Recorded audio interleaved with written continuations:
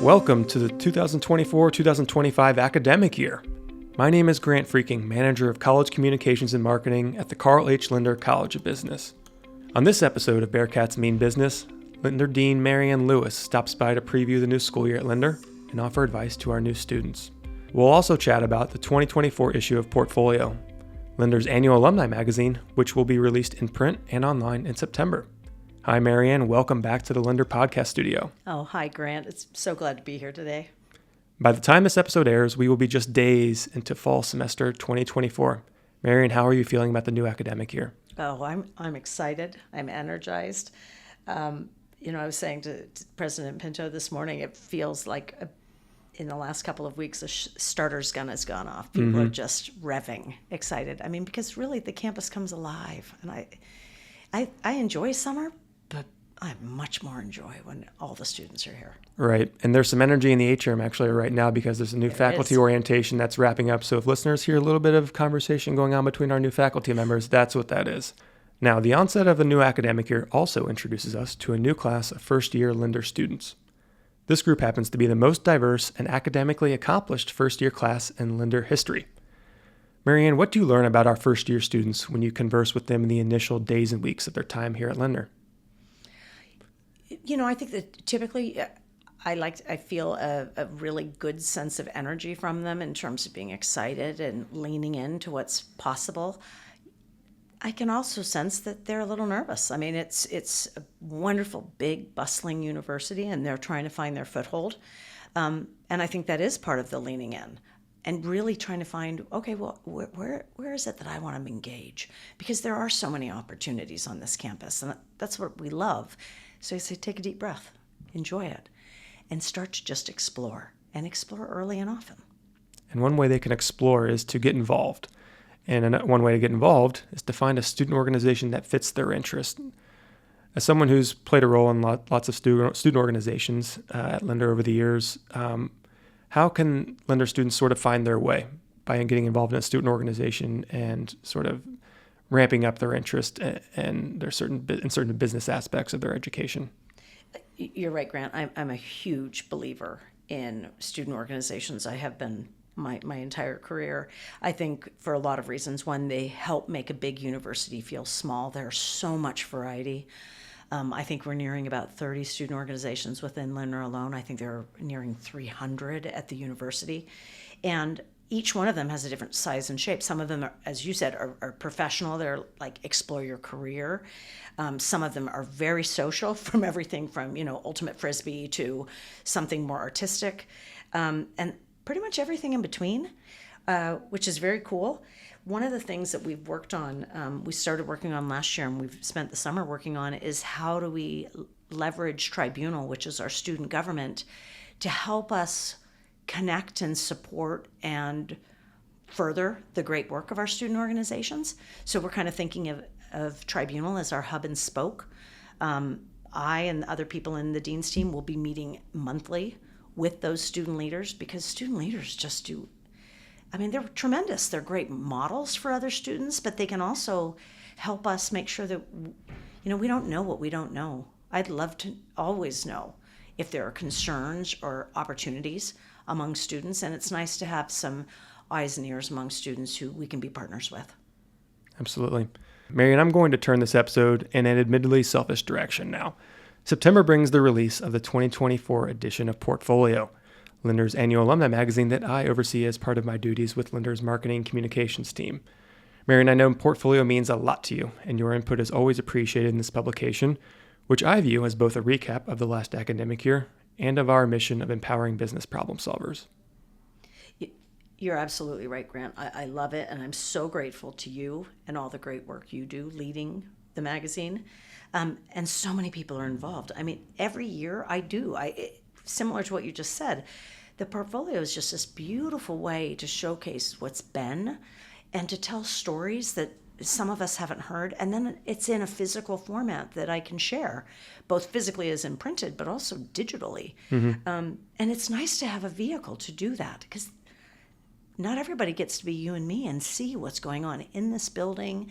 And I get to see so much around alumni and others. So they're wonderful stories. They inspire me all the time, and it's great to be able to share. it's something different when you can actually show someone. It's one thing to tell, and I think, Oh yeah, tell 'em. that show them, don't tell them. And the portfolio obviously serves a great example of that. We try to leave some copies around the building, and remember to do that. But leaning into that, the cover story of Portfolio 2024 is a familiar one, experiential learning. But my colleague Haley Feit went to great lengths to explore the depth of the college's approach to experiential learning. I'm talking about going beyond the confines of a, quote, traditional co-op experience and providing students with a toolbox of real-world knowledge that they can pull from. Yeah, absolutely. I mean, our focus right now is to be the nation's leading co-op business school. And when I say that it is about co-op, we love co-op, we do it like nobody else, but we think of co-op as this bigger umbrella of experiential learning. And if I can add just a couple of things to think about, I mean, one is when we think about our leadership in this realm, and we did invent co-op here at UC, we really do think about the intersection of three areas. Yes, there's the co-op, there's the professional paid multiple experiences, one, so it's professional. The second is it's in the curriculum. How do we harness these great classroom opportunities we have to do hands-on experiential learning? And then three, you just said it, right? It's the co-curricular. What's going on in student organizations? I mean, we've got phenomenal organizations, for example, doing student consulting and a host of other experiential leadership and problem-solving opportunities. So that triumvirate, professional, curricular, and co-curricular, is really powerful. Now let's highlight several of these experiential learning opportunities that you kind of hinted at in a broader sense with your response there. We have the first year experience, which all Lindner first years go through in their first year here at Lindner Hall. We have case studies. We have capstone projects. We have classroom role plays. We have project-based learning on both study abroad and study away being domestic experiences that students can get involved in. We have students launching startups independently or with a team. And we also have students working with and for our 9 centers of institutes whose interests span the entire spectrum of the business education offered here at Lindner. I mean, that's quite a remarkable list when you think about it. I mean, and it's not inclusive. Oh, no, it's a tip of an iceberg. Not incomprehensive, I mean, Completely. Yes. I agree. And I think that's the point of being the leaders in co-op. It means that we are not an ivory tower. We absolutely love the power of a classroom. But, boy, the problems in the back of a book, they are not real. They are not messy enough. They are not challenging enough. And the point is to get your arms around the uncertainty and the complexity of this world. It means being in it or bringing it into the classroom. I mean, it's something I've always loved about Cincinnati is we can have executives and leaders in this building at a moment's notice. We certainly are good at bringing them in on video, or remotely, I should say, and bringing their living case studies in. Let's talk about real problems, the messy problems, and how do we work through them. That's how we empower business problem solvers. And that's how they'll be best prepared for their career prospects, and for students who looking for more information or kind of maybe look beyond traditional co-op experiences, definitely talk to your own career advisor, career coach, and in the Lindner Career Services, they're always obviously happy to hear from you, and that's why they're there. They love to talk to students. You know, and if I may, there's something so important to what you're saying here too as well, because it's not just that we want you to be, in the mess of real world problems. It's that mess builds not only your skills at whatever problem you're trying to solve, that kind of work, it also builds your resilience, because you will have failures, and that is life. And getting good at working through them is important, and it builds confidence. Because every time you have to work through a real challenge or a failure and you get back up again, you know you can. And boy, that power of skills, resilience, and confidence does wonders. And what better time to start doing it when you're enrolled right in college and you don't have to necessarily answer to. Exactly. You're doing real world problems without necessarily real world consequences, right? Now, Marianne, we'd be remiss if we didn't acknowledge the community investment that is necessary to make these opportunities that we've just talked about happen for our students, whether it's from our faculty and staff to our employer partners and alumni partners. When you speak to our stakeholders, what rationale do they give to you for investing in our students? I love that question, Grant, because it's really one of the blessings of my job is I get to meet these wonderful people, typically alumni, but not always, Right, yeah. who truly invest in our students and in Lindner.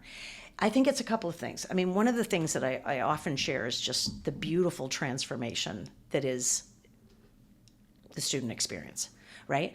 Now, I mean, I could say this at the undergraduate as well, but I mean, if I think about an undergraduate, the difference between a first year and a graduate is remarkable. It is just a time of life where so much happens. And especially with an alum, actually, I was just talking to one yesterday, and I'm going to go back to the student organizations, and he talks about he was president of his social fraternity, and how much he learned about leadership in that work. And it was his first foray into both the challenges as well as opportunities of leadership, and it took him so far. And he said, and then he amplified it with a co-op experience, and then another, and he added a minor to his major. And I said, that is what we are putting on steroids. That powerful combination of, again, the curricular, the co-curricular, the co-op, the professional, right? That takes off, and people get excited.